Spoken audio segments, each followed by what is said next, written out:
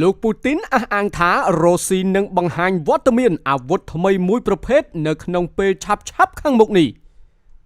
ស្វាគមន៍ប្រិយមិត្តជាទីមេត្រីយើងវិលមកជួបគ្នាសាជាថ្មីជាមួយនឹងអត្ថបទព័ត៌មានជាតិព័ត៌មានអន្តរជាតិប្រចាំថ្ងៃ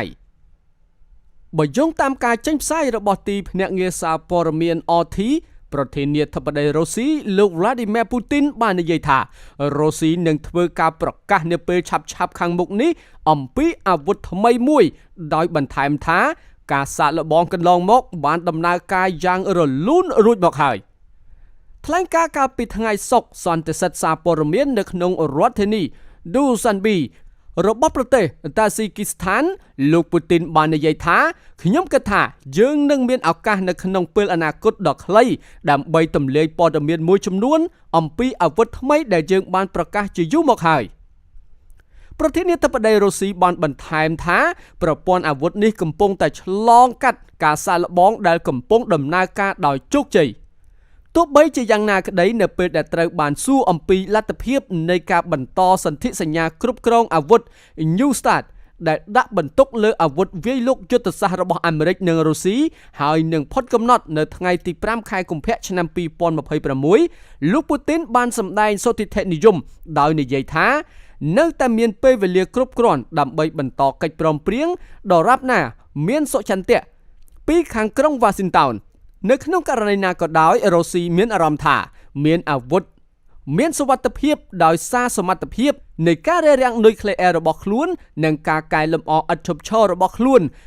ប្រធានាធិបតីបានសង្កត់ធ្ងន់ថាដោយព័ត៌មាននានាអំពីកម្រិតនៃភាពទំនើបនៃឃ្លាំងអាវុធនុយក្លេអ៊ែររបស់ប្រទេសនេះថាមិនមានអ្វីប្រៀបជាងកន្លែងផ្សេងទៀតនៅក្នុងពិភពលោកនេះឡើយប្រិមត្តជាទីមេត្រីនេះគឺជាព័ត៌មានអន្តរជាតិដែលលោកពូទីនបានអះអាងថារុស្ស៊ីនឹងបង្ហាញវត្តមានអាវុធថ្មីមួយប្រភេទនៅក្នុងពេលឆាប់ខាងមុខនេះយើងក៏លេចទៅមើលប្រទេសអ៊ីស្រាអែលនឹងដោះលែងជនជាតិប៉ាឡេស្ទីនប្រហែលជា 2000 នាក់នៅក្រោមកិច្ចព្រមព្រៀងបទឈប់បាញ់នៅតំបន់ហ្គាហ្សាទីក្រុងយេរូសាឡឹមមន្ត្រីអ៊ីស្រាអែលបានដឹងថាអ៊ីស្រាអែលនឹងដោះលែងជនជាតិប៉ាឡេស្ទីនប្រហែលជា 2000 នាក់រួមទាំងអនិច្ចជននិងពួកសកម្មប្រយុទ្ធដែលត្រូវបានកាត់ទោសដែលជាផ្នែកមួយនៃកិច្ចព្រមព្រៀងបទឈប់បាញ់នៅតំបន់ហ្គាហ្សាជាមួយនឹងក្រុមហាម៉ាស់មន្ត្រីរូបនេះបានប្រាប់ស៊ីហួរនៅក្នុងលក្ខខណ្ឌអនាមិកថាគណៈរដ្ឋមន្ត្រីសន្តិសុខបានជួបប្រជុំគ្នានៅពេលល្ងាចមុនសម័យប្រជុំពេញអង្គគណៈរដ្ឋមន្ត្រីដើម្បីបោះឆ្នោតលើដំណាក់កាលទី1នៃផែនការសន្តិភាព20ចំណុចដែលគាំទ្រដោយសហរដ្ឋអាមេរិកបើយោងតាមមន្ត្រីរូបនេះបទឈប់បាញ់នឹងចូលជាធរមាននៅពេលដែលការបោះឆ្នោតត្រូវបានបញ្ចប់នៅក្នុងរយៈពេល24ម៉ោងយោធាអ៊ីស្រាអែលនឹងអនុវត្តការដកថយដំបូងទៅកាន់អ្វីដែលគេហៅថាបន្ទាត់ពណ៌លឿងដែលជាការយោងទៅលើផែនទីបទឈប់បាញ់ដែលចេញផ្សាយដោយសេតវិមានកាលពីខែមុន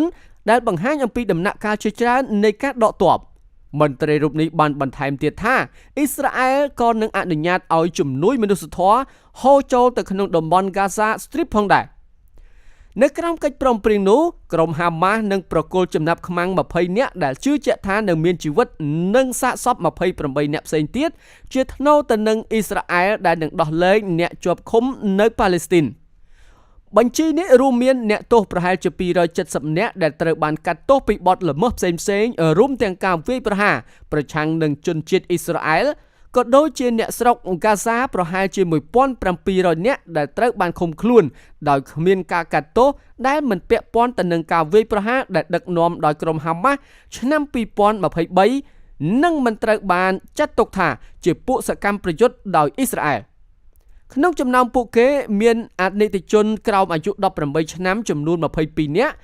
អ៊ីស្រាអែលក៏នឹងប្រគល់សាកសពពួកសកម្មប្រយុទ្ធហ្គាហ្សាចំនួន360នាក់ផងដែរមន្ត្រីរូបនេះបានបញ្ជាក់ថាលោកម៉ាវ៉ាន់បាំងហូទីដែលជាមេដឹកនាំជាន់ខ្ពស់ Fatah ដែលបានជាប់ពន្ធនាគារតាំងពីឆ្នាំ2002និងអស់មួយជីវិតសម្រាប់ការវាយប្រហារដ៏សាហាវមួយក្នុងអំឡុងពេល Intifada ទី2និងមិនត្រូវបានដោះលែងក្រោមកិច្ចព្រមព្រៀងនោះទេកាលពីថ្ងៃប្រហ័សផងដែរបេសកជនមជ្ឈិមបូព៌ារបស់ប្រធានាធិបតី Donald Trump លោក Steve Witkoff និងកូនប្រសាររបស់លោកបានទៅដល់ប្រទេសអ៊ីស្រាអែលហើយមុនការបោះឆ្នោតរបស់រដ្ឋាភិបាលពួកគេបានជួបជាមួយនឹងប្រធានាធិបតី Zelensky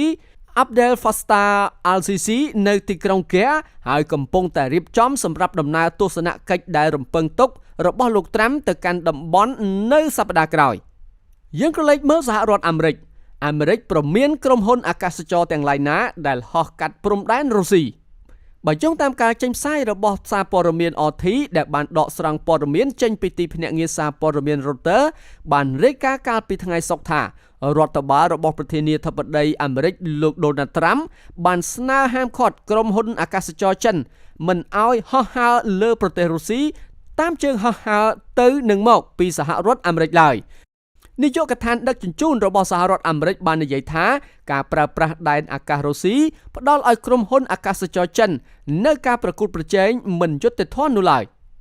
ប្រទេសរុស្ស៊ីបានរារាំងក្រុមហ៊ុនអាកាសចរលោកខាងលិចជាច្រើនពីដែនអាកាសរបស់ខ្លួននៅឆ្នាំ